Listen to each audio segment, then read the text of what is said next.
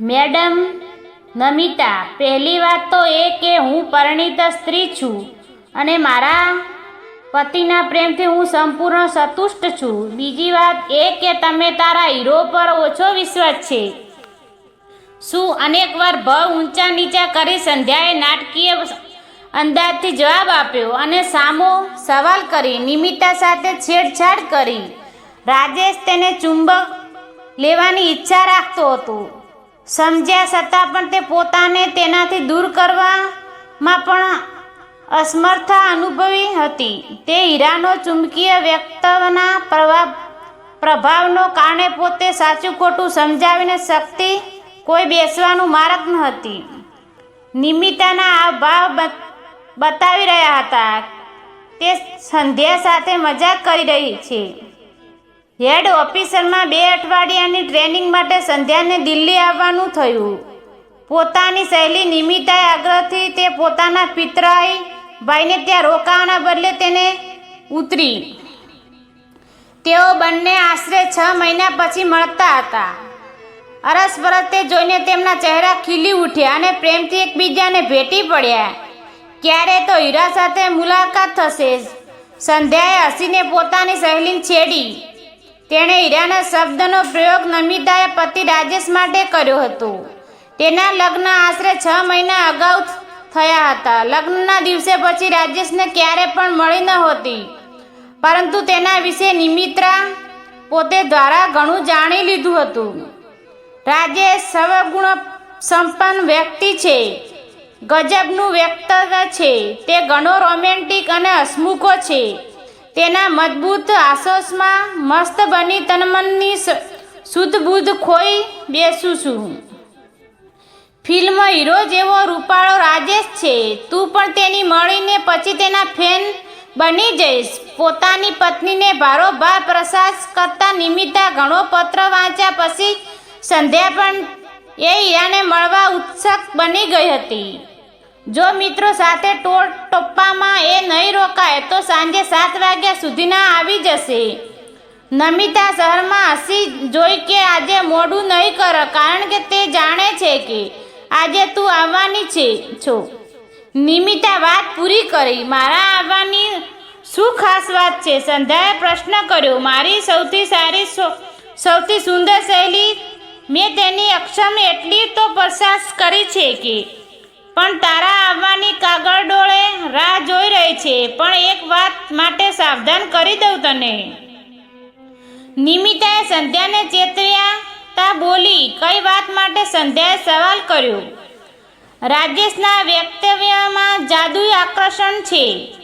ઉપરમાં તું મારાથી નાની છે એટલે તે તેની નાની સાળી માને છે.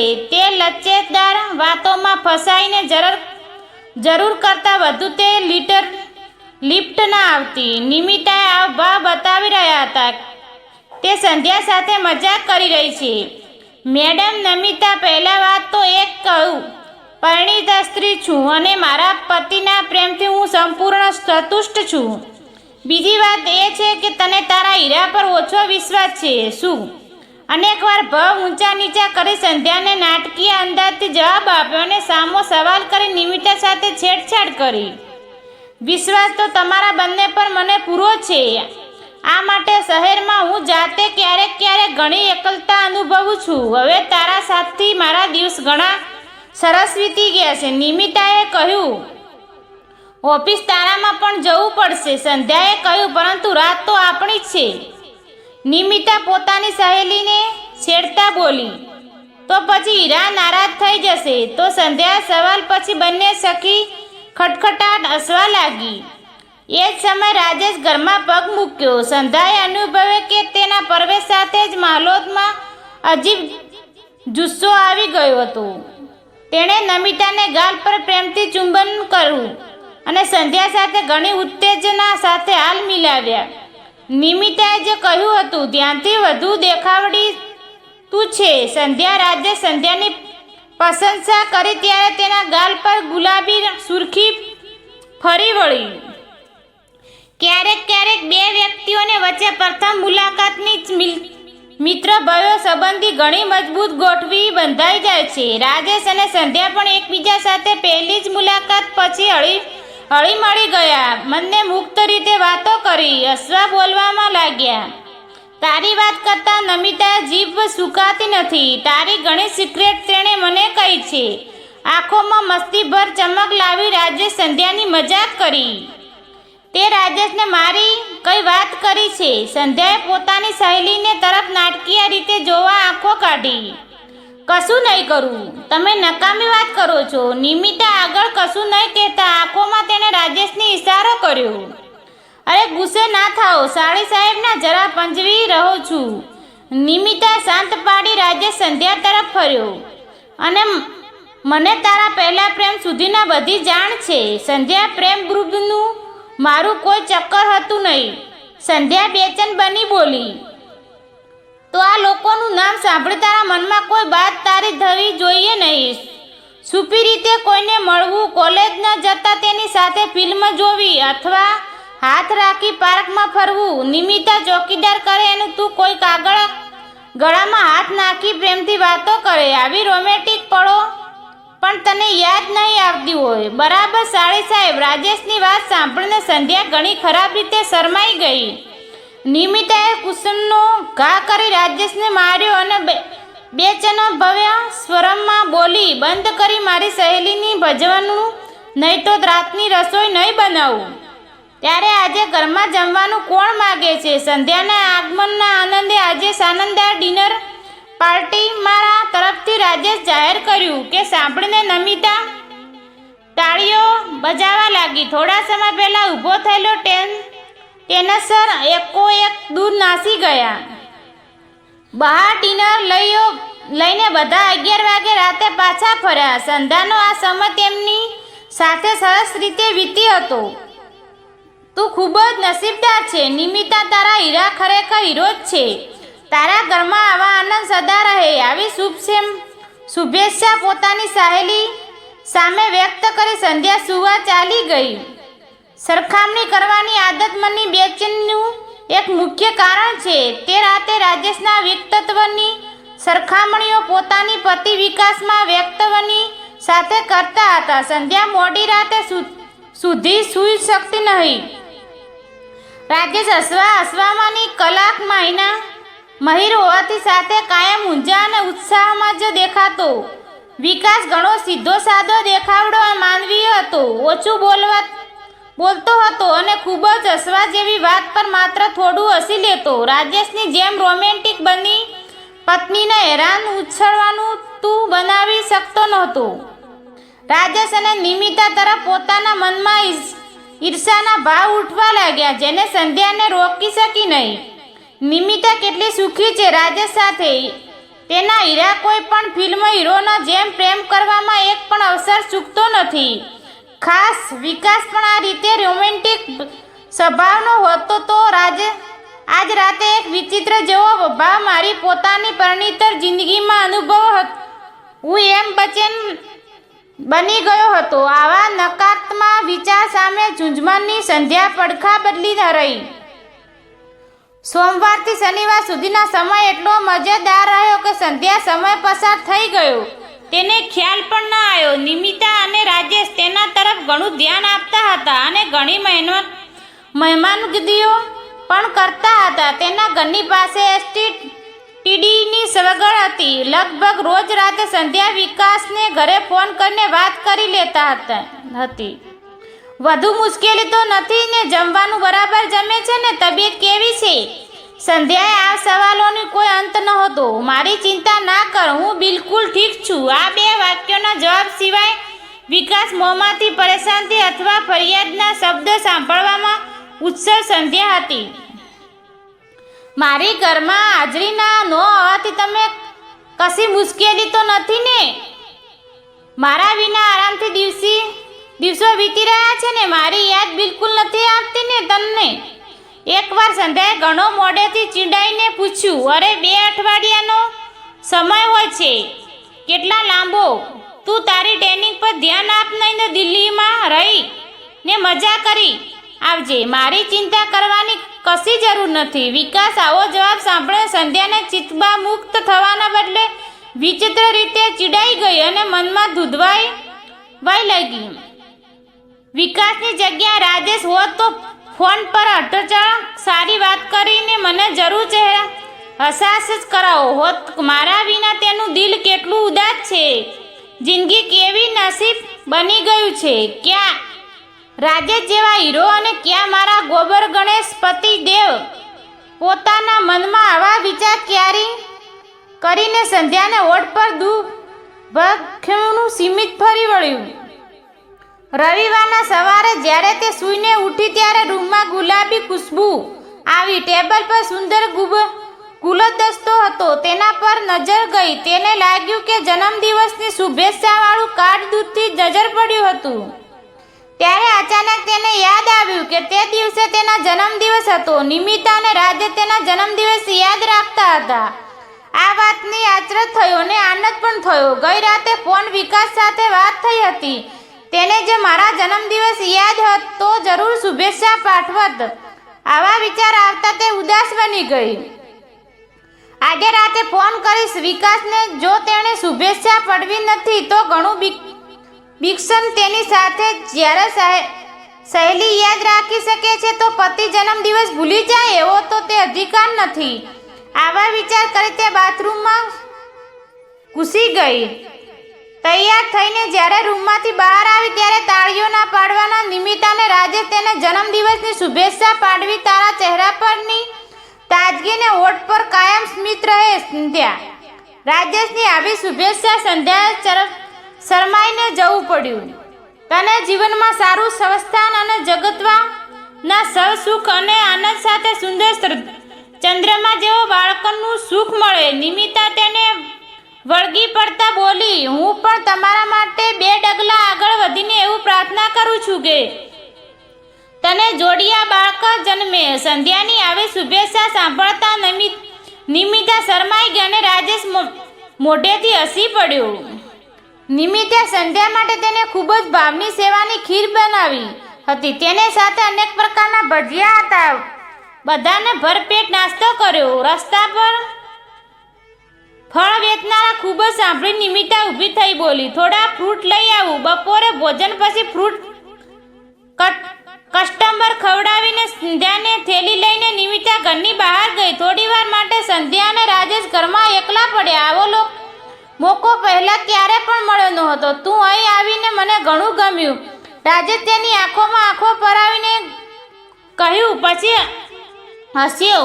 મને પણ ઘણો આનંદ આવી રહ્યો છે. સંધ્યા હસીને જવાબ આપ્યો. નિમિતે ક્યારે તારી પ્રશંસા કરતી હતી એટલે તને મળવા ઘણો ઉત્સવ હતો. રાજેશ બોલ્યો, મને જે પત્રો લખતી હતી તે મારા તારા ગુણગાન ગણાય રહેતા અને તને મળ્યા પછી કહી શકું તે કે તારી પ્રશંસા બરાબર જ કરતી હતી. સંધ્યાએ કહ્યું, અને તું મારી કલ્પના કરતા ક્યારે વધુ સુંદર અને આકર્ષણ નીકળી. રાજે સંધ્યાની પ્રશંસા કરતા કહ્યું. થક્યું. સંધ્યાને ચહેરે પર આનંદ અને તૃપ્તિ દેખાતા ફરી એકવાર જન્મદિવસ શુભેચ્છા સ્વીકાર આમ બોલી. રાજે તેને તરફ હાથ લંબાવ્યો. Thank you. સંધ્યાએ તેની સાથે હાલ મિલાવીને આભાર માન્યો. રાજેશની પકડે તેના હાથ પર મજબૂત હતી. તેના તરફ ઝૂક્યો અને આત્મચિત્ત બતાવ્યો. બોલ્યો, તું મારી સારી મિત્ર બની રહીશ ને હવેથી નિમિતા મારી બેસ્ટ ફ્રેન્ડ છે એટલે હું પણ એ શ્રેણીમાં સામેલ થઈ ગયું એવું માની લઉં. સંધ્યાએ હસીને જવાબ આપ્યો. રાજેશની નજર તેના ચહેરા પર સ્થિત હતી, તેથી આંખોમાં માના ભાવ અચાનક બદલાવા લાગ્યા. તે સંધ્યા પણ ભણી ગણીને પ્રેમાળ નજરોથી તાકી રહ્યા હતા. સંધ્યા તેના પ્રેમમાં ભાવેશને સંધ્યાને અને તેના દિલમાં ધબકારા એકદમ વધી ગયા. તેને હાથ હજુ પણ રાજેશના હાથમાં હતો તેવો સ્પષ્ટ અહેસાસ અચાનક સંધ્યાએ ખૂબ જ તીવ્રતાથી અનુભવ્યો.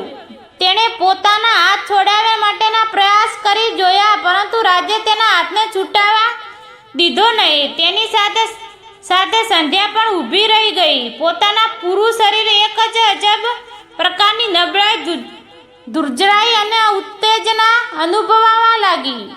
આપણી મિત્રતા સંબંધ પર મહોરો બનાવીને રજા આપ. સંધ્યા રાજેશના ચહેરે તે ચુંબન કરવા માટે તેની પણ ભણી લંબાવ્યો.